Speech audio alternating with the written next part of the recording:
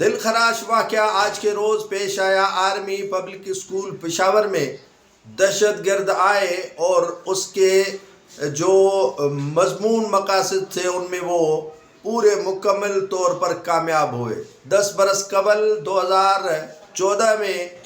Army public school کا سانحہ ہوا پشاور میں، اور ان کے دوران 147 بچوں سمیت ہو گئی اموات۔ یہ واقعہ میرے لیے تو الفاظ میں بیان کرنا آسان ہے، لیکن ان ماؤں کے لیے آج بھی قیامت سے یہ واقعہ کم نہیں ہے جنہوں نے اپنے بچوں کو تیار کر کے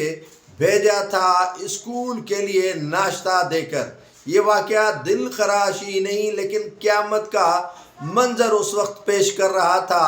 اس واقعے کو 10 برس بیت گئے ہیں اور اس واقعے کے دوران 27 دہشت گرد پشاور آرمی پبلک اسکول کے حقم میں گھسے۔ جو پبلک رپورٹ نہیں کی گئی ہے، جو سپریم کورٹ آف پاکستان کی جانب سے اس واقعے پر والدین کی درخواست پر کمیشن بنائی گئی تھی، اس میں سیکورٹی لیپس قرار دیے گئے۔ آرمی پبلک اسکول کے حقم میں جو افغان مہاجرین پشاور میں رہ رہے تھے، کہا جا رہا ہے کہ انہوں نے دہشت گردی کے واقعے میں ملوث پائے گئے اور دہشت گرد ایسے گھسے اور ان سے کسی نے بزعامت وہاں پر سیکورٹی کی جانب سے نہیں کی گئی۔ 500 صفحات پر سپریم کورٹ کے جو کمیشن بنایا گیا تھا انہوں نے رپورٹ مرتب کی ہے، اس میں رپورٹ کو پبلک کرنے کا حکم دیا گیا ہے، لیکن تاحال یہ رپورٹ پبلک نہیں کی گئی ہے۔ رپورٹ پبلک بھی کیسے کی جاتی جس میں خد و خال کافی پائے جاتے اور کافی جو ہے وہ سیکورٹی اداروں پر انگلیاں اٹھنا شروع ہو جائیں تو یہ رپورٹ پبلک نہیں ہو سکتی ہے۔ 27 دہشت گرد گھستے ہیں اور 9 مارے جاتے ہیں، باقی گرفتار ہو جاتے ہیں۔ تحقیقات وہیں پر جو ہے وہ فائلوں میں بند ہو جاتی ہے اور ہمارے اور آپ لیے یہ واقعہ معمول کے مطابق ہو جاتا ہے۔ جیسے پاکستان کے اندر پہلے وزیر اعظم کا قتل ہوا، اس کی تحقیقات ہوئی اور اس کا جو تحقیقات کرنے والا آئی جی تھا اس کا جہاز کریش ہو جاتا ہے اور اس میں ان کی جان چلی جاتی ہے۔ جیسے بے نظیر بھٹو شہید ہو گئی راولپنڈی کے واقعے میں، اور وہاں تحقیقات بھی فائلوں میں بند ہو گئی اور عالمی سازش قرار دی گئی اور یہ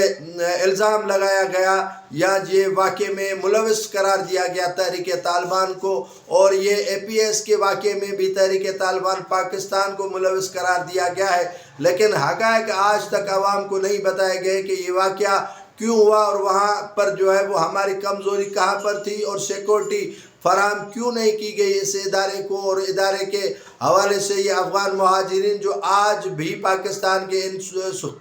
صوبہ خیبر پختونخوا اور دیگر صوبوں میں موجود ہے، ان کے خلاف کون سی کارروائی کی گئی اور تحریک طالبان کے ان دہشت گردوں کے